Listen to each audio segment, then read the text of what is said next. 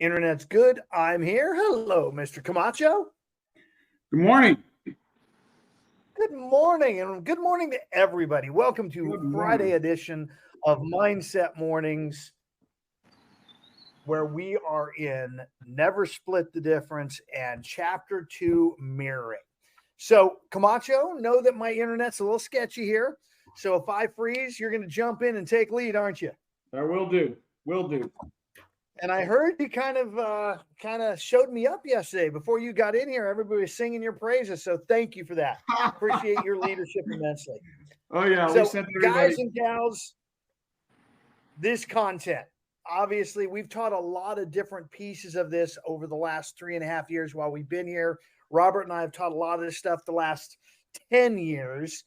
What caught your attention from this section on mirroring?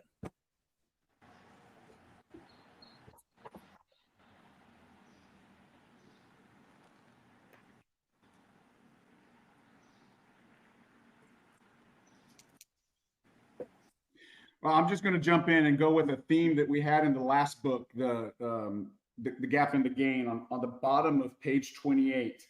The last book, it talked about wants and needs, right? And down here on this last paragraph of page 28, we're back into wants versus needs. A little bit different definition, and yet very, very similar to what we talked about last time. So I guess that just kind of, there's a theme on some of these books, a recurring theme that keeps coming back on how to think, wants versus needs being one of them that we're seeing right here in this book, just showing up, back-to-back books. I thought that was kind of fascinating as I read this again last night compared to the last book. And we kind of talked about that at length last time. Wants and needs. I'm also loving in here how he talked about how easy it is for people to really articulate their wants and not so much their needs. What else you guys taking from the content?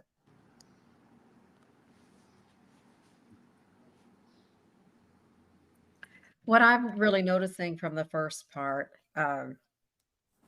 is there was some really neat things. It's like, here he is for all of us as we're intimidated by who's around us and the big names and the big things. And yet we've got something that's working. We just maybe need to pay attention to it, because as he's going up against the Harvard grads who are learning all these traditional things, when he's coming in the field and he's physically saving lives, and they're physically saving lives, as well as seeing the history of what was done, sometimes we get to realize that what we're doing is working. And there's always a place to grow, and not to be intimidated by who we're around and who it seems to be in front of us, where we might otherwise not say something that maybe they need to hear. So being who we are is important. Being who we are, where we are, open-minded, listening and interacting, and realizing we're not less even when we're different or when we're coming from a different place. It's really insightful. Sometimes we get working with some real high-end clients. So this is a scenario. It's like he's talking about stuff. I'm just a little FBI guy, basically, he's saying. And here he is with Harvard grads. It's like, we are who we are. I have more confidence in that now than I've ever done. I still got lots to grow in it, but appreciating who I am and what I've got, as well as each of us getting to appreciate who we are. We're not less, and we don't need to pretend to be something that we're not. Don't be intimidated. And let me put that in the positive. Be who we are. It's good. Yeah. I love that, because, guys, you have so much more knowledge and experience and education and leadership around you when you are in the real estate trenches. You are head and shoulders above any client. I don't care if they are a Harvard educated attorney. You still know this business better than them. Know that in your heart, lean into it and run with it. What else you guys have? Well, interestingly, along that line, he said, really smart people often have trouble being negotiators. They're so smart, they think they don't have anything to discover. So bringing our personal skills of listening and discovery makes a difference in all those situations. Yeah. Our personal skills. We've all got them. Judy is a rock star in this space, and especially this whole listening part. Man, it's key. That was last chapter, and now we're in this mirroring part. Once you've listened, you now have nuggets to mirror, don't you? What else you guys have? Active listening is a very challenging thing to do because we normally listen to find the next answer to a comeback or something, based on what we're listening. We're not actually listening to understand. We are mostly listening to respond or to react to something. So that active listening is an eye-opener for me. I think that I'm a good listener, but sometimes I'm not paying all the attention to the details that I'm listening. What is behind those words, pretty much, because sometimes the emotions behind those words is what we need to pay attention to more than the literal part of the conversation. Words and the meaning behind them, because I can say a phrase and it doesn't have the same emotion than Robert's same phrase. I might have another, that animalistic part of ourselves is interpreting the same situation in different ways. So discovering that part was an eye-opener for me, that in the book. I didn't get to chapter 2 because I got the book last night, but it is so far is super interesting for me.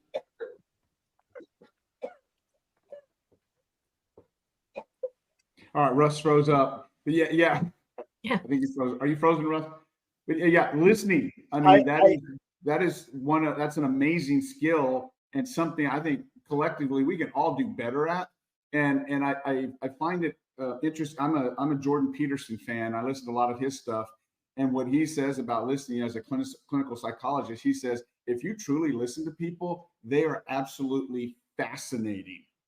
And when we truly listen to our clients or the co-op agent or the other person on the other side of the transaction, let them talk. Oftentimes we're the ones that want to be talking. We like to hear ourselves, and yet we're not learning anything about the transaction. Or as Chris Voss says, we're not identifying what the black swan might be in the transaction if we're talking.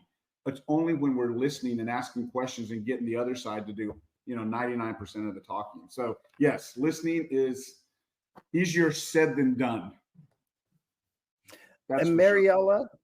The other one for me that comes from what you said, words and the meaning behind them. So many times the audio, the words, doesn't match the video, what we see in someone reading body language. In this hostage negotiation space, it's now reading tonality, rate of speech. And he's frozen again. Yep. Yeah. And even going into that same thing right there, it talks about this particular situation that they were in.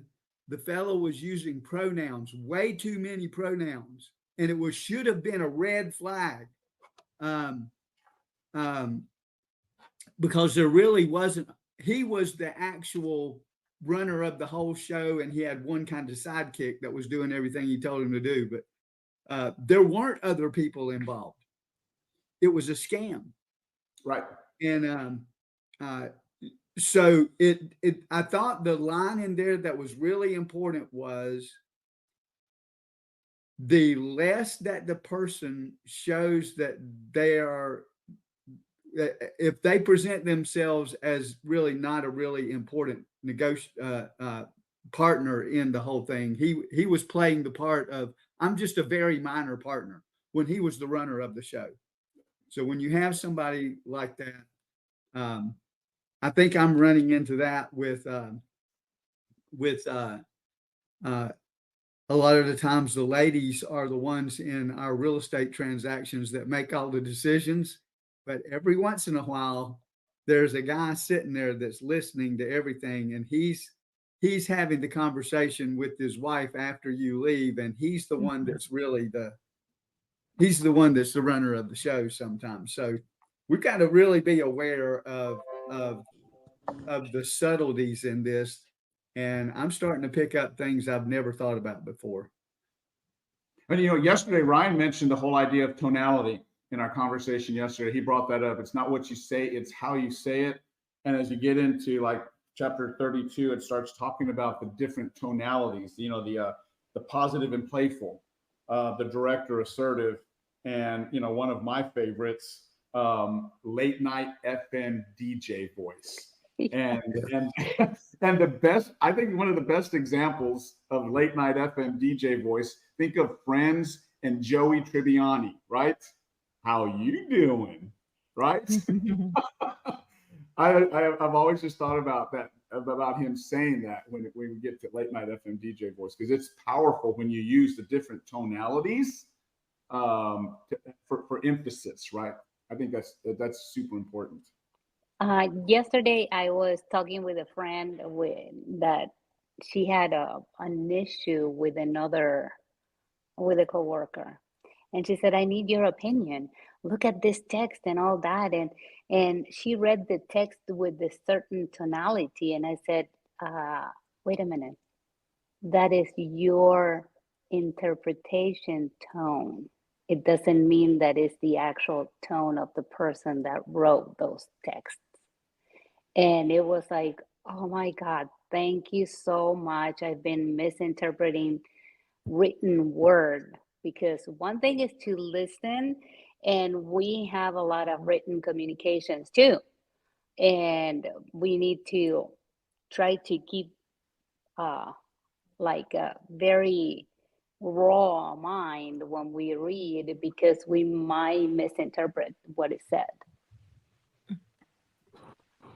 I'll add, Coach, that what Doug and right there Mariella is referring to and tied into the book is one with the negotiators came in there with assumptions that it was going to be a quick negotiation and 10 minutes and it's going to be in and out.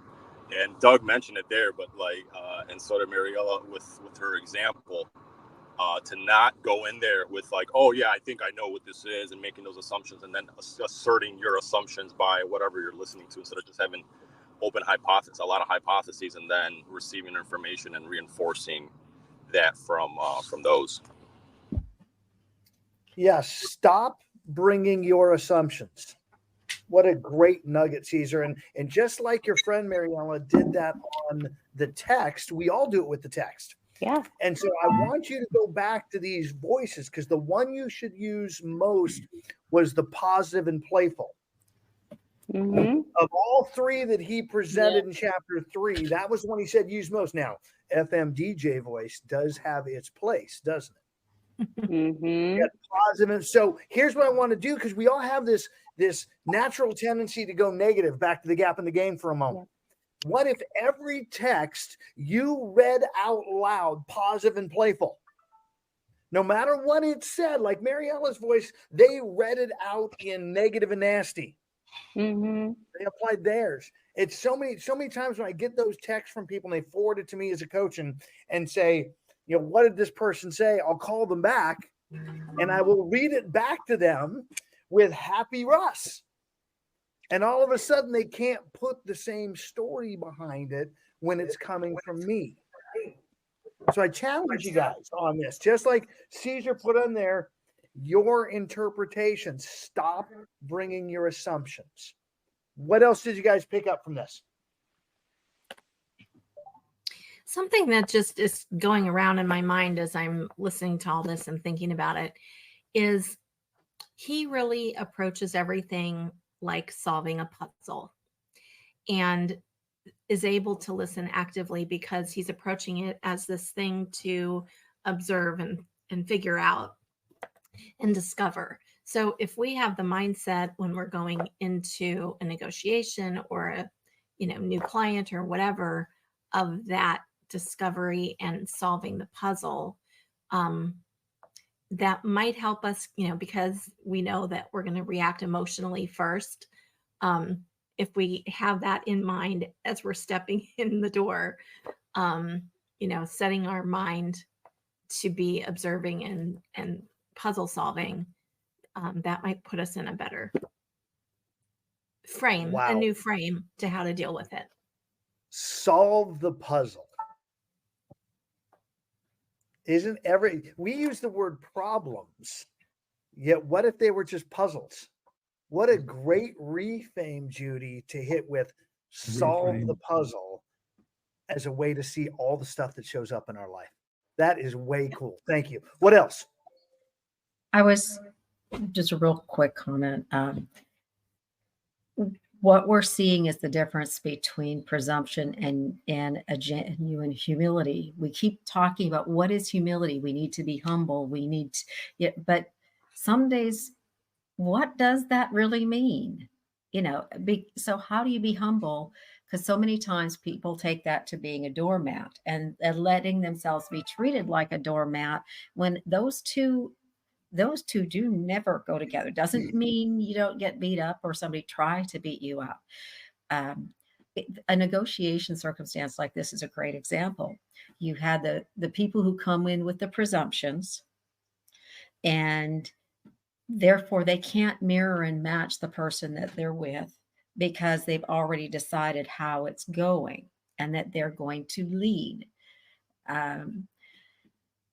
Instead of coming in and assessing the puzzle, and with the listening, and people hear the listening,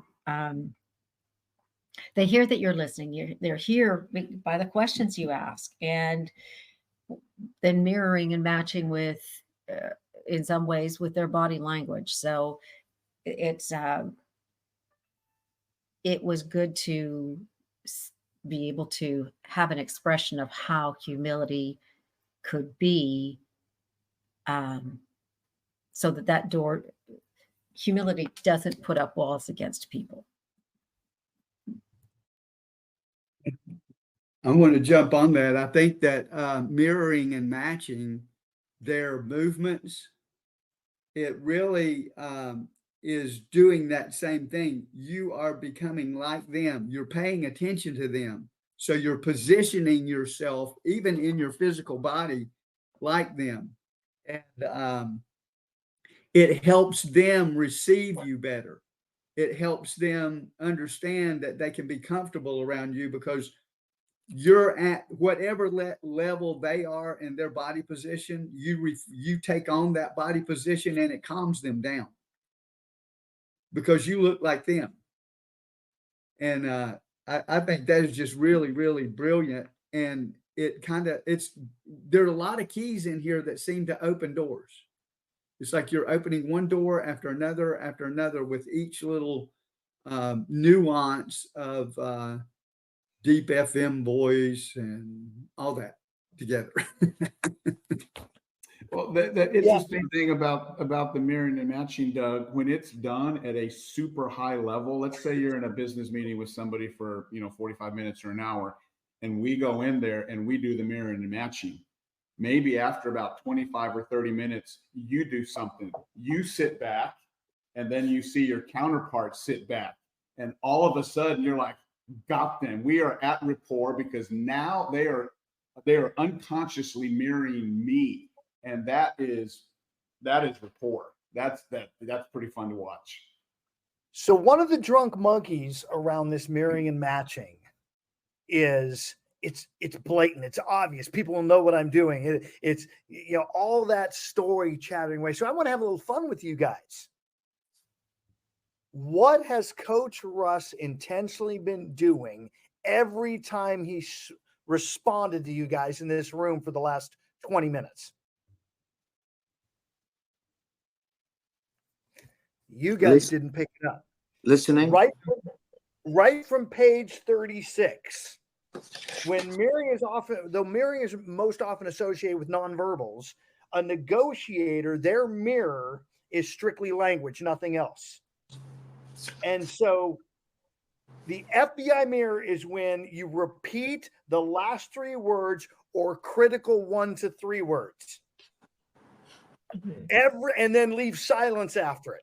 Every single time. Wants and needs. Don't be intimidated. Listening is challenging. Resolve the puzzle. I was literally taking our content and hammering it for the last 20 minutes. And how many of you even noticed or felt it or were bothered by it? You do that all the time, not just today.